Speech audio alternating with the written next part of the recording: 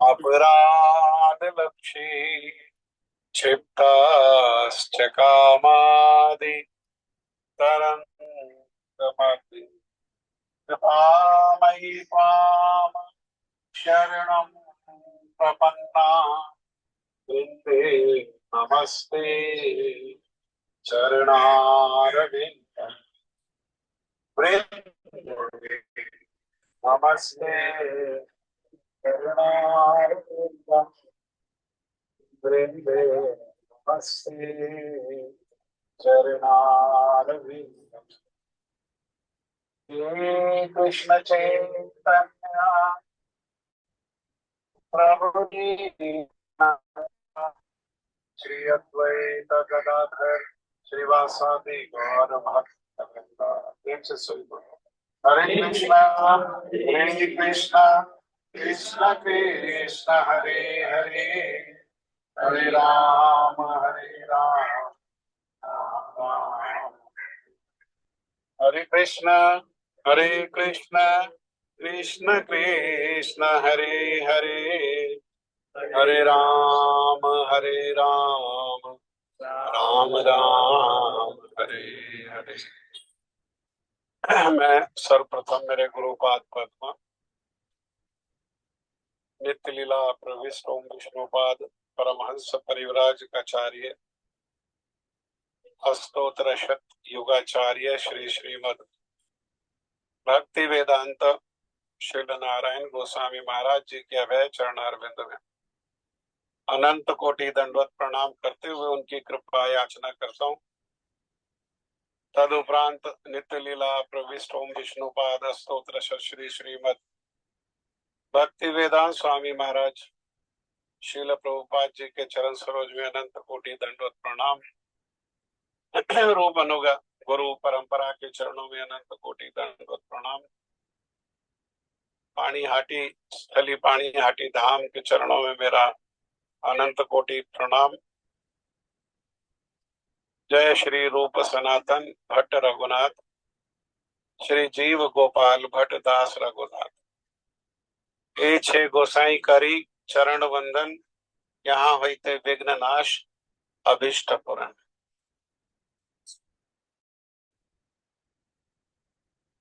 ये जो स्थान हम अभी देखकर दर्शन करके आए हैं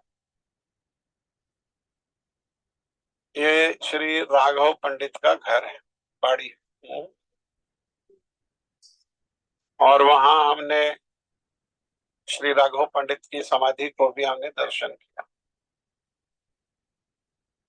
जहाँ समाधि होती है भक्तों की वहां मंदिर से भी ज्यादा सम्मान करना चाहिए क्योंकि मंदिर में भगवान है और समाधि में वो भक्त हैं जिनके वश में है भगवान। भगवान के लिए कुछ भी असंभव नहीं है। जिसके लिए कुछ भी असंभव ना हो उसे भगवान कहते हैं। लेकिन कुछ भी असंभव ना होते हुए दो बातें भगवान के लिए असंभव है। दो बात वो भी नहीं कर सकते, दो काम भगवान में साहस नहीं कि वो कर सकते। एक कार्य तो ये है कि वे अपने भक्त का त्याग नहीं कर सकते, अपने भक्त को नहीं छोड़ सकते, उनके लिए असंभव है। किसी ने उनका एक बार भी प्रेम से नाम लिया है ऐसे भक्त को भी वो छोड़ नहीं सकते। और दूसरी बात कि वे स्वयं को स्वयं नहीं दे सकते, खुद को खुद नहीं दे सकते। उन ज्यादातर लोग अज्ञानवश क्या करते हैं, बस भगवान को ही प्रणाम करते हैं। भगवान को प्रणाम करे एक बार नहीं करोड़ बार प्रणाम करे तब भी कोई फल नहीं मिलने वाला, कोई फलीभूत नहीं होने वाला। लेकिन जिनके वश में है वो भगवान, उनको एक बार भी श्रद्धा से प्रणाम करने पर हृदय में प्रेम आ जाएगा भगवान के प्रति। तो श्री राघव पंडित के जो दीनता है और उनका भजन के लिए जो त्याग है, उसी त्याग और दीनता से भगवान जो है वो बंधे हुए हैं। और इसीलिए देखो, लोग तो भगवान को ढूंढने के लिए जाते हैं। हाँ, मन में कुछ अशांति होती है तो साधु के आश्रम में जाते हैं, वहां जाकर के कुछ भगवान का भजन करते हैं। लेकिन राघव पंडित ऐसे भक्त है जिनके घर में भगवान स्वयं चल करके आते हैं। श्रीमन महाप्रभु, श्रीमन नित्यानंद प्रभु, उनको खोजने के लिए राघव पंडित को जाना नहीं पड़ता है। वो स्वयं ही क्या करते हैं, वे स्वयं ही यहाँ चल करके आते हैं। और केवल चल करके नहीं आते हैं, राघव पंडित के घर में रहते हैं। जैसे साधारण अतिथि किसी के घर में रहता है, ऐसे वो क्या करते हैं, वो श्री राघव पंडित के घर में रहते हैं। ऐसे ही एक भक्त हैं, वो गोस्वामी है, 6 गोस्वामियों में एक गोस्वामी, और उनका नाम है रघुनाथ दास गोस्वामी। तो रघुनाथ दास गोस्वामी के पिताजी है और ताऊजी है, और दोनों परिवार में एक ही बेटा है। और घर में आय इनकम जो है इतनी है, मेरे गुरुजी कहते थे कि उनके घर में इतना ऐश्वर्य सुविधा है, जैसे कि इंद्र को वैभव है, स्वर्ग में जैसी सुख सुविधा है, ऐसा ही उनके घर में सुख सुविधा है।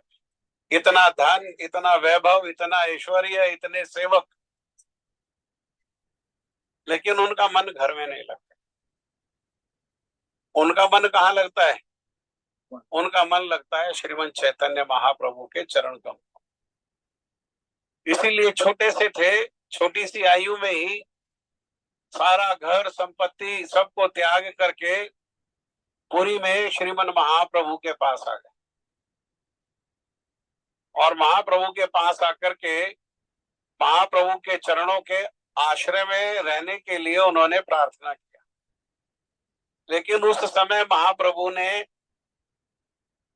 लौटा दिया, और महाप्रभु ने बताया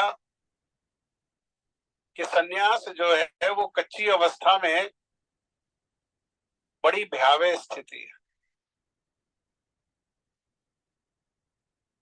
पकने पर तो ठीक है, कच्ची अवस्था में क्या होता है?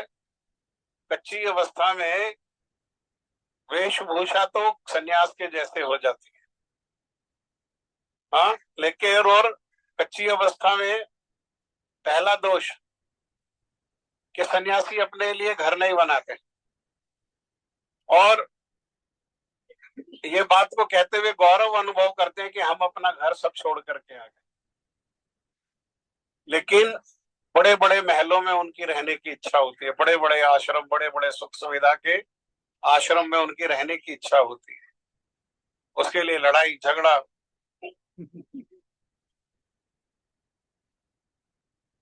ये अवस्था कैसी अवस्था है? कच्ची अवस्था का लक्षण। दूसरा, घूमते फिरते हैं। हाँ, इसको कहते हैं, इस अवस्था को कहते हैं मरकट वैराग्य। 2 प्रकार का वैराग्य होता है, एक मरकट वैराग्य और एक मरघट वैराग्य। मरघट वैराग्य तो शमशान में जाने से जो वैराग्य होता है थोड़ा बहुत, उसको कहते हैं मरघट वैराग्य। और कच्ची अवस्था का जो वैराग्य है, अर्थात वो कैसा वैराग्य है? वो है मरकट वैराग्य। बंदर, मरकट माने बंदर। बंदर भी कैसा जीवन जीता है? तो देखने में तो वैरागी जैसा जीवन जीता है। वैराग्य से बंदर कभी अपने रहने के लिए घर नहीं बनाता। छोटे से छोटे पशु पक्षी भी अपने रहने के लिए घर बनाते हैं, लेकिन बंदर जो है, आगे सीधा हो जाओ, नींद आ जाएगी, आ जाएगी, ठंडी ठंडी हवा आ रही है, कमर और लग गई, टिक गई तो नींद ही आएगी, और क्या आएगा। तो लेकिन बंदर अपने लिए घर नहीं बनाता, पर रहता कहाँ है? बड़ी बड़ी बिल्डिंग में जो है बंदर जो है वो जा करके रहते हैं। ऐसे ही सन्यासी कच्ची अवस्था है, अपना घर को त्याग आए, घर छोड़ दिया, घर बनाया नहीं, लेकिन बड़े बड़े आश्रम बड़े बड़े सुख सुविधाओं के साथ, 10-10 आश्रम, सब मेरे नाम पर होना चाहिए, किसी को कुछ नहीं मिलना चाहिए, ऐसी इच्छा होती है। ये कैसा वैराग्य तो है, लेकिन कैसा वैराग्य है ये? मरकट वैराग्य। 3 लक्षण होते हैं मरकट वैराग्य के। दूसरा लक्षण क्या है? दूसरा लक्षण है परिव्राजक। बंदर जो है चलते फिरते रहता है, हमेशा देखो वो चलता रहता है। तो परिव्राजक का अर्थ क्या है? कि जो सन्यासी एक स्थान से दूसरे स्थान, दूसरे स्थान से तीसरे स्थान, एक स्थान पर रुके नहीं, क्योंकि रुका हुआ पानी और रुका हुआ सन्यासी बदबूदार हो जाता है। रुके हुए पानी में बदबू आ जाती है और रुके हुए सन्यासी में आसक्ति की बदबू आ जाती है। जहां रुके, कहीं रुकोगे तो ज्यादा समय रहोगे तो आसक्ति हो ही जाएगी ना उस स्थान से। हाँ, जैसे हम लोगों की आसक्ति अपने घर से है, कितना दिन रहे उसको छोड़ के जाने का मन ही नहीं करता। वैसे ही उसको आसक्ति हो जाएगी। इसलिए वो बंदर और सन्यासी वो लगातार चलते रहते हैं। लेकिन चलते रहने पर भी कई बढ़िया से शिष्य मिल जाए, जिसके पास सुख हो, सुविधा हो, वैभव हो, बढ़िया बढ़िया खाने के लिए मिले, तो वहां क्या करेंगे? वहीं रुक जाएंगे। कोई आसपास बहुत सारे शिष्य होंगे, लेकिन जिनके पास अभाव होगा वहां नहीं रुकेंगे। कहाँ रुकेंगे? बढ़िया स्थान पर रुकेंगे, है ना। जैसे बंदर चलते चलते किसी बच्चे के हाथ में कुछ चिप्स का पैकेट देखता है तो झट से क्या करता है? झट से छीन लेता है ना, बैरागी है। हाँ? मिलते ही क्या किया? छीन झपट कर दिया। तीसरी बात उन्होंने कहा कि बंदर जो है वो जब सोता है, तो आपने बंदर को सोते हुए देखा है कभी? बंदर जो सोता है तो उसकी आधी आंख बंद होती है और आधी आंख जो है खुली होती है। मान लो कि ऐसे लगता है कि जैसे समाधि में स्थित है। कैसा लगता है? समाधि में स्थित है, बस समाधि लगी हुई है। भगवान में जो है ये पूरा का पूरा जुटा हुआ है, पूरा लगा हुआ है, इसको बाह्य कोई आवेश ही नहीं है। लेकिन जैसे ही पास से बंदरिया गुजर जाए तो सारा जो समाधि वमाधि है वो सारी की सारी नष्ट हो जाती है, एक क्षण में, एक क्षण में नष्ट हो जाती है। तो ये जो वैराग्य है, महाप्रभु ने कहा ये मरकट वैराग्य है। इसलिए क्या करो? अभी घर को लौट जाओ और प्रेम को पकने दो, क्योंकि वैराग्य ये छोड़ना, ये छोड़ना, ये छोड़ना, ये भक्ति नहीं है। पकड़ना भक्ति है। सारा संसार को छोड़ दिया और भगवान को नहीं पकड़ा तो भक्ति कहां से आई? भगवान को पकड़ना ये भक्ति है। भगवान को पकड़ेंगे अर्थात भगवान के प्रति राग को भक्ति कहते हैं। भगवान में राग होने से संसार में वैराग अपने आप ही हो जाता है। जब राग जो है 24 घंटे से 24 घंटे मन भगवान में लग गया तो संसार में कहाँ लगेगा? उसके पास समय ही नहीं है। हाँ, इस स्थिति को वैराग्य कहते हैं। तो महाप्रभु ने कहा कि घर लौट जाओ, लेकिन तुम्हारा जो पिता है वो कपटी है। महाप्रभु ने कहा कैसे कपटी है? हाँ, वो तो रघुनाथ दास गोसाई पे तो विचार करने लगे कि कपटी कैसे मेरा पिताजी? वो तो इतने बड़े बड़े आयोजन करता है, साधुओं को बुलाता है, साधुओं को प्रणाम करता है, साधुओं से बैठ करके कथा सुनता है, साधुओं को दान देता है, मंदिरों की स्थापना करता है। इस पर भी भक्त नहीं कहा। महाप्रभु ने क्या कहा उसको? कपटी। क्यों कपटी है? कि ये सब कार्य वो करता है कि किसके लिए? भगवान से प्रेम के लिए वो सब कार्य नहीं करता। किसके लिए कार्य करता है? बस मन में इच्छा को लेकर के मेरा जो धन ऐश्वर्य वैभव है ये हमेशा बना रहे, इसको किसी की नजर ना लगे, ये कभी नष्ट ना हो जाए, ये कभी कम ना हो जाए, ये दिनों दिन बढ़ता रहे। अर्थात भगवान का भजन, भगवान की सेवा या भक्तों की सेवा अगर कोई इन सब कामनाओं के साथ करता है तो उसको क्या कहते हैं? कपटी। हाँ, भगवान के सुख के लिए, भगवान की प्रीति के लिए ये सब सेवा करना भक्ति है। लेकिन अपने सुख के उद्देश्य से, हाँ, अपने जो है वैभव के उद्देश्य से इस प्रकार का दान और इस प्रकार का जो भजन है वो कैसा है? वो सारा कपट है। और लौटा दिया। जब रघुनाथ दास गोसाई पाद जी लौट करके आ गए तो उनकी माँ तो बहुत रो रही थी, बेटा चला गया। आए तो गुस्सा हो गई और गोस्वामी रघुनाथ दास गोस्वामी पाद जी के पिताजी से कहा कि इसके पैर में क्या करो, इसके पैर में जंजीर बांध करके घर में बांधो, ताकि ये घर से भागेगा नहीं। एक ही बेटा है, वही भाग जाता है, तो भागेगा नहीं, इसलिए क्या करो, इसको जंजीर बांध दो। पिताजी ने सुना कि इसके पैर में जंजीर बांधने हो और ये बंध जाएगा, तो उन्होंने क्या किया, उन्होंने एक बहुत रूपवती कन्या के साथ रघुनाथ दास गोस्वामी पाद जी का, उससे बड़ी रस्सी कोई हो ही नहीं सकती, उससे बड़ी जंजीर कोई हो ही नहीं सकती है, आगे पीछे घूमेगा, है ना, आगे पीछे घूमेगा, कहीं बंधा है, जा ही नहीं सकता। तो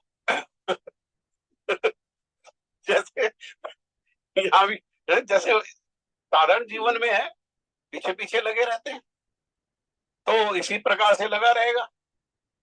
उनकी बहुत सुंदर कन्या के साथ उनका विवाह कर दिया, लेकिन मन कहाँ है उनका, उनका मन ना स्त्री में है, ना प्रतिष्ठा में है, ना धन में है, उनका मन भगवान में। तो घर में रहने लगे, शादी हो गई, लेकिन घर में मन बिल्कुल नहीं लगता। तो एक बार उनको पता लगा कि उनके गांव के पास ही, ये गांव पानीहाटी, इस गांव का नाम क्या है, पानीहाटी। इस पानीहाटी में राघव पंडित के घर में श्रीमन नित्यानंद प्रभु आए थे। कौन आए हैं, नित्यानंद प्रभु। और जैसे ही उनको ये पता लगा, तो उनके हृदय में इच्छा हुई कि वो भी जाकर के नित्यानंद प्रभु का दर्शन करें, लेकिन घर वाले कहीं जाने नहीं देते। परंतु उनके जो परिवार है, उनके परिवार के आचार्य है, उनका नाम है यदुनंदन आचार्य। यदुनंदन आचार्य को उन्होंने जिज्ञासा किया, तो यदुनंदन आचार्य जो है वो स्वयं भी आए। जब देखा कि परिवार के आचार्य के साथ लड़का जा रहा है, तो इनके साथ जा रहा है, इनकी जिम्मेदारी है, ये लौटा के भी ले आएंगे इसको, लड़के को, हाँ, तो इनका दायित्व है। उनके साथ विश्वास करके भेज दिया, और साथ में बहुत सारा धन दिया। किस उद्देश्य से धन दिया, कि ये धन से क्या करना, ये धन से उनकी सेवा करना, वहां जो संत लोग होंगे उनकी सेवा करना। हाँ, इसको कपटता कहते हैं। कपटता का अर्थ क्या है, कि अपनी संपत्ति तो भगवान को दे देना, अपनी संपत्ति तो दे देना, लेकिन अपने आप को नहीं देना। अपना धन पैसा तो दे दिया, लेकिन अपने आप को नहीं दिया। अपने आप को किस में लगा रखा है, अपने आप को लगा रखा है उस धन को और आगे बढ़ाने में, और आगे दुगना चौगुना 10 गुना, ये ऐसा करने में लगा रखा अपने आप को, लेकिन अपना जो है धन दे दिया। श्री रघुनाथ दास गोस्वामी पाद जी यही किसी स्थान में, एग्जैक्ट तो बताना मुश्किल है कि किस स्थान पर लीला हुआ, लेकिन गंगा जी के तट पर पानीहाटी गांव में ही लीला हुआ। इसी स्थान पर आ गए, और जब आए तो नित्यानंद प्रभु बीच में बैठे हुए थे, और उनको चारों तरफ से, जैसे कृष्ण को घेर करके उनके गोप सखा बैठते थे, नित्यानंद प्रभु बीच में हैं, फिर एक गोला में भक्त बैठे हैं, फिर दूसरा, फिर तीसरा, फिर चौथा, ऐसे हजारों हजार जो है वो भक्त यहाँ पर बैठे हुए हैं। और जैसे ही श्री रघुनाथ दास गोस्वामी पाद जी ने श्री नित्यानंद प्रभु को देखा, तो देखते ही वहीं से प्रणाम कर। ये नियम है भक्ति का, कि हम भगवान को और भगवान के भक्तों को जहां भी देखें, वो हमें देखे या नहीं देखें, हमें क्या करना चाहिए, अपने मंगल के उद्देश्य से वहीं से प्रणाम कर देना चाहिए, है ना। कई बार हम दिखा के प्रणाम करते हैं, दूर दूर है तो दूर से प्रणाम नहीं करते, वहीं जा करके उसके मुंह के सामने ही, है ना, जा करके प्रणाम, देख तो ले हम प्रणाम कर रहे हैं, हम प्रणाम भी करें और देखे भी नहीं तो क्या फायदा। हाँ, तो तो उन्होंने प्रणाम किया दूर से ही। जैसे ही दूर से प्रणाम किया, तो नित्यानंद प्रभु के साथ उनके कोई परिकर बैठे हुए थे, उन्होंने नित्यानंद प्रभु को कहा रघुनाथ दास आए। हाँ, जैसे ही रघुनाथ दास को देखा, नित्यानंद प्रभु ने कहा चोर। हाँ, रघुनाथ दास गोसाई पाद जी को 2 बारी चोर कहा गया। एक बारी नित्यानंद प्रभु ने कहा उनको चोर, और एक बारी स्वयं श्रीमंत चैतन्य महाप्रभु ने उनको चोर कहा। क्योंकि रघुनाथ दास गोसाई पाद जी पुरी में रहते थे, तो पुरी में रहते थे तो इतनी दीनता थी उनमें, इतनी दीनता थी कि जो जगन्नाथ जी का प्रसाद है उसको सीधा, जैसे हमने तो जगन्नाथ जी के प्रसाद को सीधा पाया, वो सीधा नहीं पाते थे। हाँ, आनंद बाजार में ये इस प्रकार से हाट लगता, जैसा अभी भी हाट लगता है प्रसाद का, तो प्रसाद देकर के जो चावल बच जाता था फेंक देते थे, पैरों के नीचे आ जाता था। रघुनाथ दास गोसाई पाद जी उसको इकट्ठा करते, उसको इकट्ठा करके, और जहां अपना भजन कुटीर थी वहां जाते और उस चावल को धो करके सुखा देते, और जो सूखा हुआ जो चावल है उसी को पाते थे। श्रीमन महाप्रभु को पता लगा कि रघुनाथ दास गोस्वामी तो रघुनाथ तो ऐसे करता है। तो एक दिन क्या हुआ, एक दिन श्रीमन चैतन्य महाप्रभु रघुनाथ दास गोस्वामी पाद जी के पास गए, और रघुनाथ दास गोस्वामी पाद के पास गए तो उस समय वो क्या कर रहे थे, वही सुखाया हुआ जो पैरों पे कुचला हुआ जो चावल है उसको पाने के लिए उसका कोर मुंह में डाल रहे थे। मुंह में जब डाल रहे थे तो महाप्रभु ने हाथ पकड़ लिया। महाप्रभु ने हाथ पकड़ करके कहा चोर, मुझे दिए बिना खाता है। भगवत गीता में कहा कि जो भगवान को दिए बिना खाता है, भगवान को भोग लगाए बिना खाता है, ऐसे लोग क्या हैं, ऐसे लोग चोर हैं। हम पढ़ रहे हैं आजकल, हाँ, 3 अध्याय में ये श्लोक है, हाँ, कि जो भगवान को दिए बिना खाता, जो देवताओं को दिए बिना खाता है वो पाप खाता है, और जो भगवान को दिए बिना खाता है वो कौन है, वो चोर है। क्योंकि संपत्ति किसकी है, और कहते भी हैं तेरा तुझको अर्पण, है ना, तन मन धन, कहते नहीं कहते हैं, तन मन धन सब कुछ तेरा, तेरा तुझको अर्पण क्या लागे मेरा। लेकिन अपना बढ़िया बढ़िया प्याज लहसुन का बना करके खाते हैं, और भगवान को भोग लगाएंगे तो 2-4 किशमिश रख देंगे या सफेद दाना रख देंगे, और अपना बढ़िया चकाचक जो माल है वो कौन खाएंगे, वो खुद खाएंगे। ऐसे लोग चोर हैं। मैं नहीं कह रहा, मुझसे नाराज नहीं होना, भगवान स्वयं कह रहे हैं श्रीमद् भगवत गीता में कि ऐसे लोग कौन है, ऐसे लोग चोर हैं। इसीलिए महाप्रभु ने कहा चोर। हाँ, महाप्रभु ने कहा चोर, अरे तू खा तो रहा है लेकिन मुझे तो भोग लगाता ही नहीं, मुझे तो देता ही नहीं है।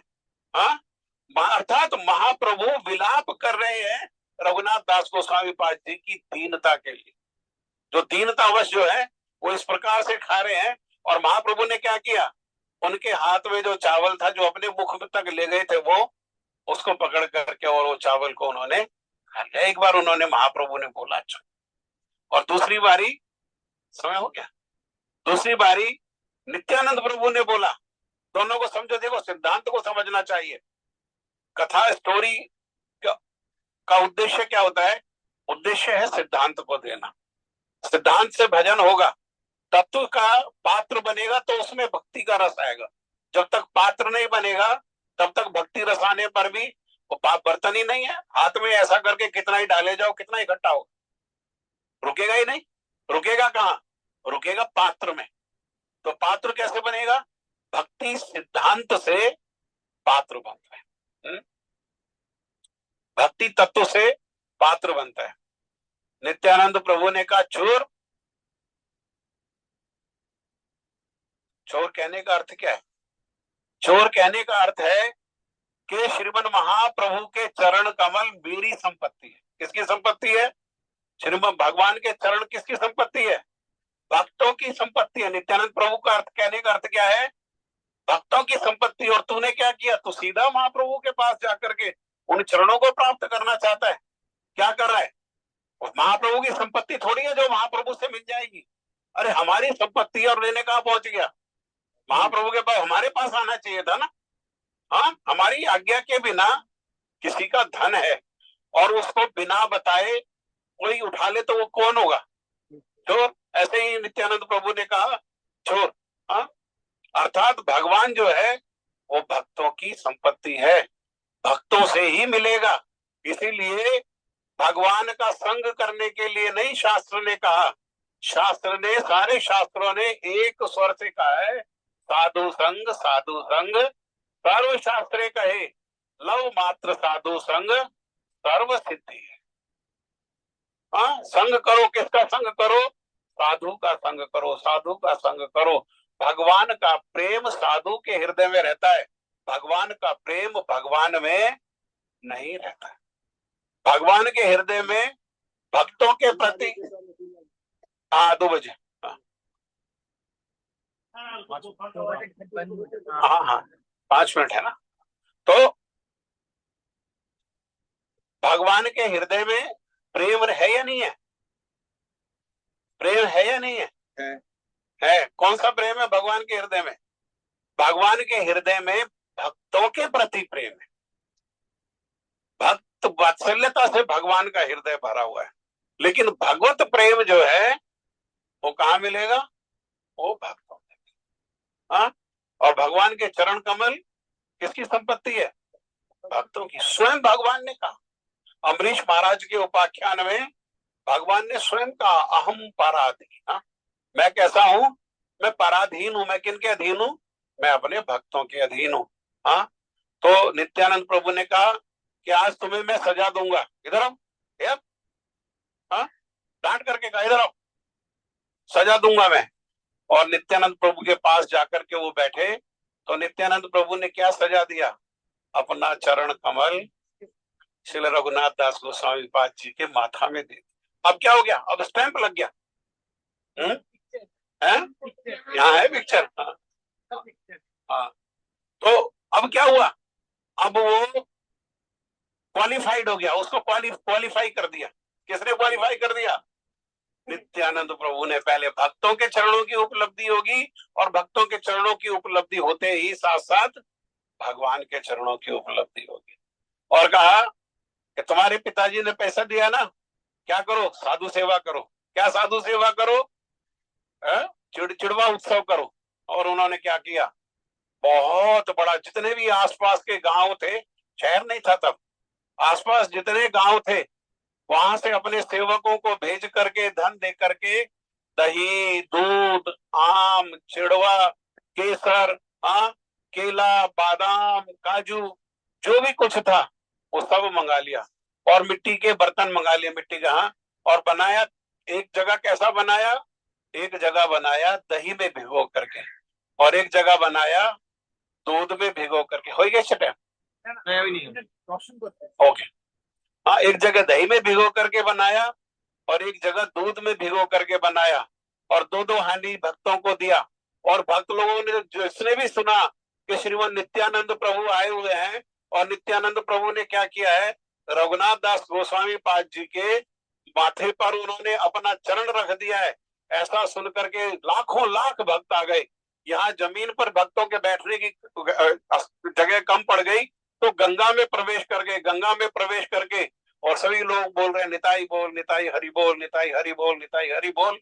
हाँ, और वो क्या कर रहे हैं? वो एक 2-2 मटका, एक दूध वाला और एक दही वाला, सारे भक्तों को उन्होंने वितरण किया। और वितरण करने के बाद कीर्तन हुआ। कीर्तन के साथ ही साथ बड़ा नृत्य हुआ। और नृत्य में क्या हुआ? नृत्य में स्वयं श्रीमद चैतन्य महाप्रभु भी यहाँ पर आकर के प्रकट हो गए। ठीक है, 2 बज गया, चले। हरि बोल, हरे कृष्ण। जय श्री रघुनाथ दास गोस्वामी पाद की जय, श्री पाणी हाटी की जय, श्री राघव पंडित की जय, श्रीमद नित्यानंद प्रभु की जय, श्रीमद चैतन्य महाप्रभु की जय।